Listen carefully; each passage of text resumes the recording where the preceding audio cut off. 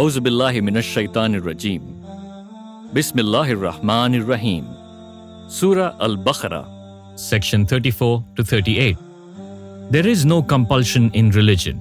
True guidance has been made clearly distinct from error.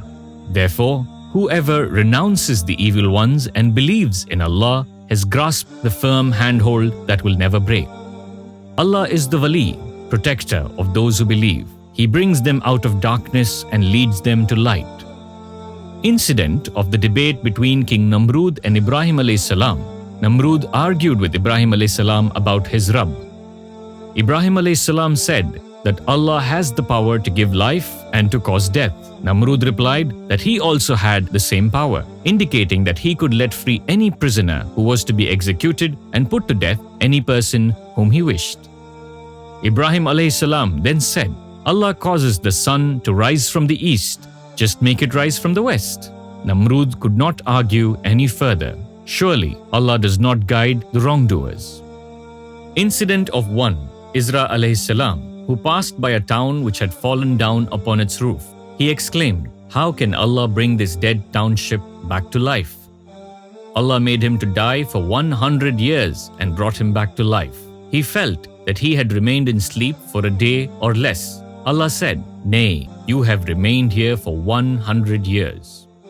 Allah asked him to look at his food and drink, and they were not rotten. Then he saw his donkey, and the donkey's bones were lying there decayed. Allah then brought the bones together, clothed them with flesh, and brought it back to life. Allah has power over everything. Incident of Ibrahim alayhis salam is mentioned when he asked Allah to show how he gives life to the dead. Allah asked, "Have you no faith in this?" And Ibrahim alayhis salam replied that he asks this only to reassure his heart.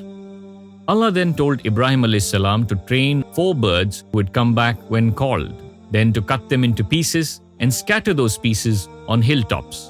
Allah then brought them back to life and they came flying back. The example of spending in Allah's way is like a grain that sprouts into 7 ears, and each bearing 100 grains. Allah gives manifold increase to whom He wishes. Do not insult people when giving charity or keep reminding them about it. Kind words and forgiveness are better than to give charity followed by injury. Those who spend to seek Allah's pleasure and rewards for themselves are like those having a garden on a high and fertile ground. When rain falls, it yields twice the normal produce, and if no rain, the natural moisture is enough to gain yield. Spend on charity the best portion of your wealth, and not the worthless things that you yourselves would not accept. Shaitan threatens you with poverty, while Allah promises you His forgiveness and bounties. Allah grants wisdom to whom He pleases, and that is indeed a great wealth. Whatever you spend in charity for the sake of Allah will be paid back to you in full. Charity is especially for the needy people who are engaged in the cause of Allah, and they cannot move about in the land to earn their livelihood. Those who spend in charity secretly and openly, they will have their reward from Allah. They shall have nothing to fear or to grieve. Those who live on usury will find themselves rising back up as if driven to madness by the touch of shaitan. Trading is lawful and usury is unlawful. Allah decreases usury and increases charity. Believers are commanded, fear Allah and waive what is due to you from usury.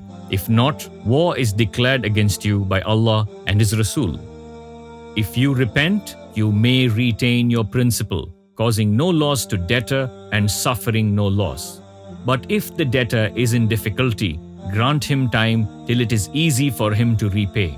But if you waive the sum as charity, it will be better for you if you understand it.